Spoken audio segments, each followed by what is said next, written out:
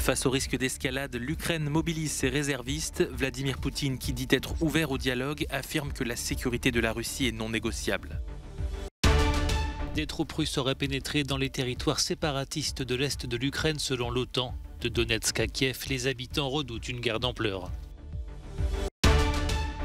Crise en Ukraine, la Serbie candidate à l'entrée dans l'Union européenne, mais fidèle à Moscou, va-t-elle cette fois soutenir les sanctions ?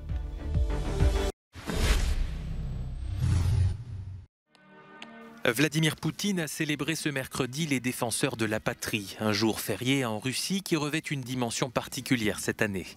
Le président russe s'est recueilli sur la tombe du soldat inconnu et a rappelé dans un discours que les intérêts de la Russie étaient non négociables, tout en laissant ouverte la voie de la diplomatie dans la crise ukrainienne. Notre pays est toujours ouvert à un dialogue direct et honnête et prêt à rechercher des solutions diplomatiques aux questions les plus compliquées. Mais je tiens à répéter que les intérêts de la Russie et la sécurité de notre peuple sont une priorité indiscutable. Face à la crise en cours et à l'intensification des tensions, le Japon va imposer des sanctions à la Russie et aux personnes liées aux régions de l'Est de l'Ukraine. Sur Sky News, la ministre britannique des Affaires étrangères a quant à elle estimé hautement probable que le président russe veuille envahir l'Ukraine et prendre sa capitale Kiev. Elle a mis le Kremlin en garde. Nous n'avons pas encore vu d'invasion à grande échelle, mais nous sommes très clairs sur le fait que si le président Poutine joue l'escalade, nous, la communauté internationale, nous intensifierons nos sanctions. D'après de nouvelles images satellites américaines, des troupes se sont déployées dans le sud du Bélarus et dans l'ouest de la Russie, près de la frontière ukrainienne. Moscou exige de l'Ukraine qu'elle se démilitarise, qu'elle tourne le dos à l'OTAN et qu'elle reconnaisse que la Crimée est une partie intégrante de la Russie. Le Premier ministre ukrainien a répondu dans une interview. Les conditions exigées par le président russe contredisent le choix de la société ukrainienne. C'est impossible pour une Ukraine indépendante et souveraine et pour moi, en tant que Premier ministre, de remplir ces conditions. Face au spectre d'une invasion russe de son territoire, l'Ukraine a mobilisé ce mercredi ses réservistes âgés de 18 à 60 ans. Kiev a également appelé ses ressortissants à quitter la Russie, alors que 3 millions d'Ukrainiens vivent et travaillent dans le pays.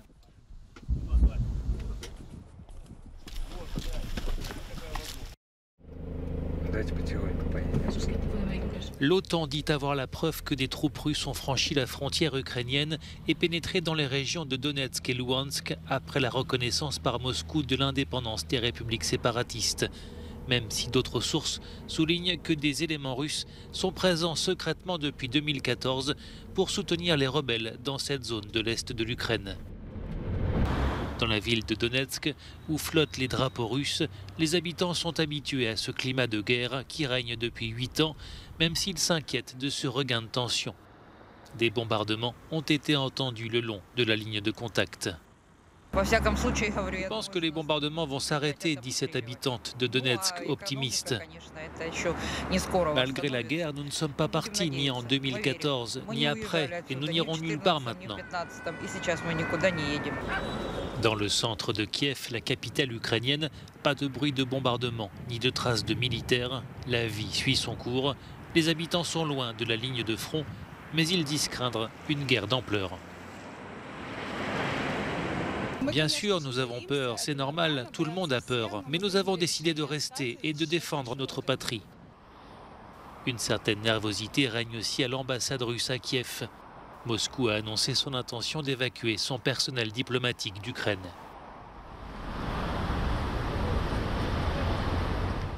Le Conseil de sécurité ukrainien a demandé mercredi d'instaurer un état d'urgence dans tout le pays. Cette proposition intervient un jour après que le président ukrainien Volodymyr Zelensky a annoncé que les réservistes seraient appelés à suivre un entraînement militaire.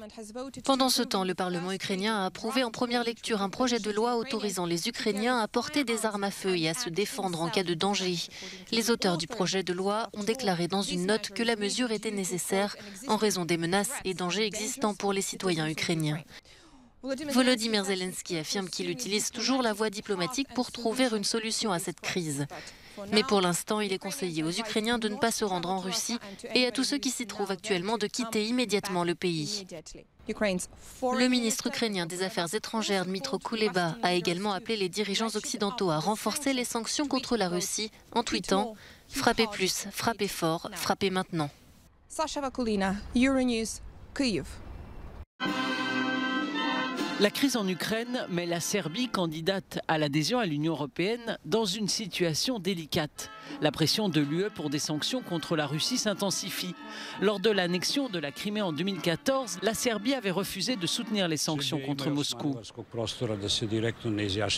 La Serbie peut encore se sortir de cette position. Lors de la crise en Crimée, la Serbie soutenait la souveraineté et l'intégrité territoriale de l'Ukraine.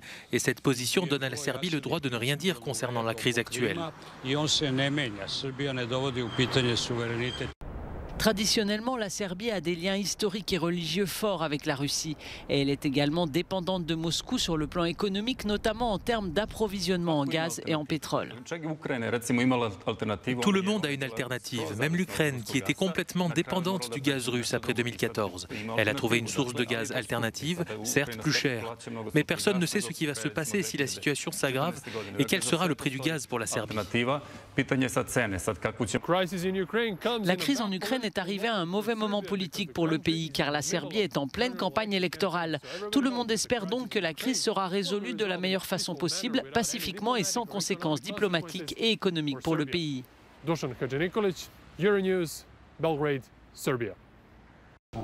La crise russo-ukrainienne suscite de nombreuses réactions en France, où la campagne pour l'élection présidentielle bat son plein.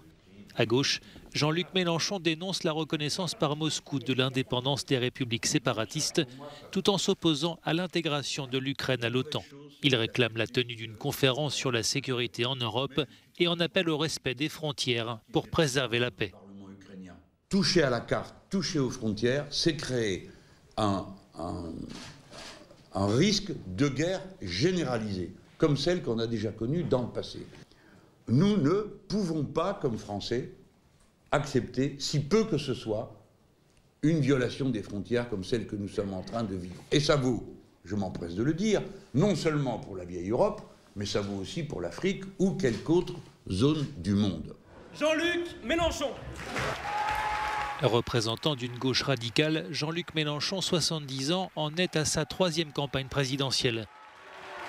À un mois et demi du scrutin, il semble être le candidat le plus plébiscité par les militants de gauche. 11% d'intention de vote dans les sondages, c'est peu par rapport aux 19% de suffrages qu'il avait recueillis lors de la dernière élection présidentielle, où il était arrivé à la 4e place.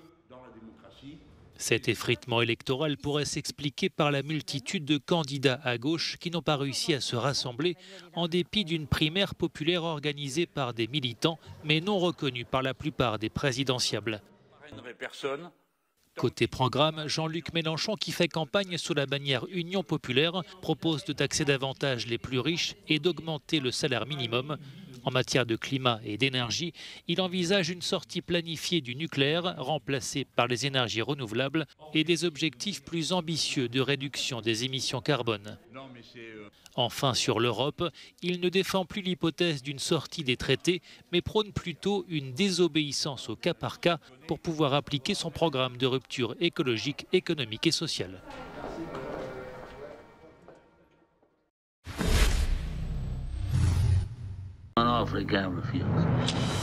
C'est un chef-d'œuvre du cinéma qui fête ses 50 ans et qui, pour l'occasion, fait son retour en salle et sur les plateformes de streaming dans une version restaurée. Le parrain de Francis Ford Coppola est à l'honneur, une trilogie qui a marqué plusieurs générations, mais le réalisateur lui-même raconte les débuts chaotiques, notamment avec les studios Paramount. J'étais tellement déprimé et peu sûr de moi, et personne n'aimait le film à l'origine. Mais l'histoire de la famille Corleone a finalement conquis le monde. Talia Shire, qui incarne la sœur de Michael, interprétée par Al Pacino, était présente sur le tapis rouge à Los Angeles mardi. Je pense que Francis Coppola est le plus grand réalisateur vivant sur Terre. Je savais qu'il avait quelque chose de sa propre âme dans ce film, avec tous ses conflits. C'est ce que j'ai compris. Et c'est pourquoi ce film a sa propre âme, parce qu'il y a mis toute son âme.